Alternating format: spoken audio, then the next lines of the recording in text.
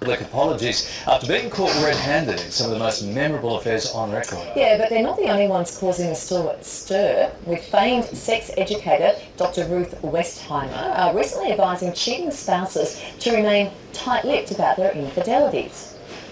They're the stars whose salacious affairs have been cemented in Hollywood history. I am deeply sorry for my irresponsible and selfish behavior.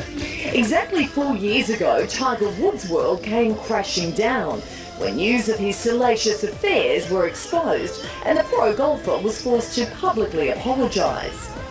I'm sorry that everything, is coming out, and I just thought it was time for, his wife to know and for me to let it go.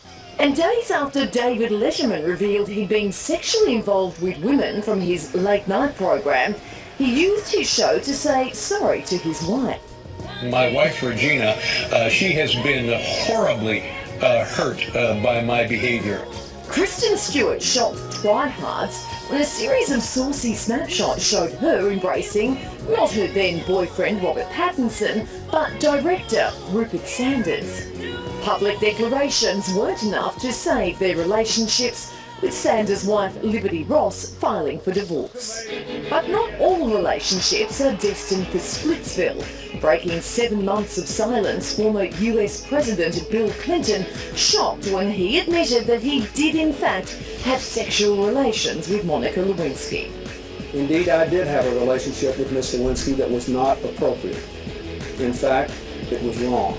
Some 15 years later, Hillary Clinton has stayed by her man. LA Lakers star Kobe Bryant's sexual assault scandal rocked his 10-year marriage with wife Vanessa.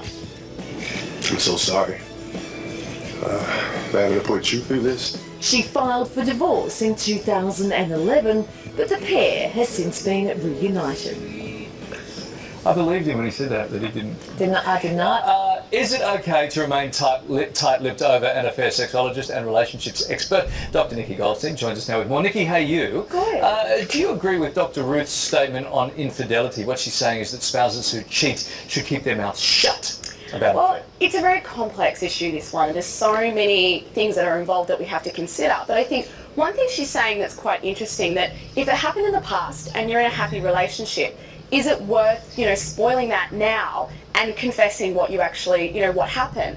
And I put this question out to a few people and no one could actually agree. So I think we've got to look at, it's going to be different for each individual situation. Okay, if you've cheated on a loved one, how do you break it to them if that's what you've decided you're going to do?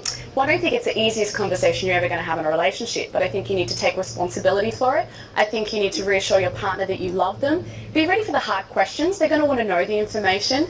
Keep the lines of communication open and also give them time to be angry. Let them process what's actually happened. Okay, now infidelity is often a marriage deal breaker, clearly, so saying sorry is the start. But what if you want to keep this on track and move forward, and you want the relationship to survive? What do you do? Well, I think the biggest thing is time. You need to give your partner and you need to give the relationship time. You also need to turn your life into an open book. Your partner's going to think that, everything that you're hiding might be an indication of an affair or that you're cheating again. So you really need to say, I have nothing to hide, but you also need to put the relationship as a #1 priority. You need to be able to show your partner that you're willing to work at it and you're willing to do whatever it takes to make it right again. Okay, you've got some reasons here on the screen why people cheat. Why? Well, I think one of the biggest things is low self-esteem. People are trying to regain that validation. Hypersexuality, they're wanting to go out and have a lot of sex. Intimacy and affection, which are often things that stem from something that's going on in the relationship. Not enough sex or maybe sexual boredom. And also one-night stands. I think there are those situations where people are put in, some testing scenarios with alcohol and certain women. Maybe President Clinton was one of them, and, it happens. So. Certain men as well. Like that don't. And then there's just the bad boys like Larry. Yeah, right. Some experts believe that an affair can save a marriage. We're out of time, but what do you think on that? Well, I think the biggest thing is we're not looking at an affair to save the marriage, but I think it happens with what happens after the affair. If you can rebuild a relationship after something like that, then I would pretty much say that you can get through anything. So really have a look at if you can get through a trying situation like that, then obviously the relationship is going to be a lot stronger. Yeah. And seek help is what the lady said. Thank you so much for your time. Thanks, Nikki. See you soon.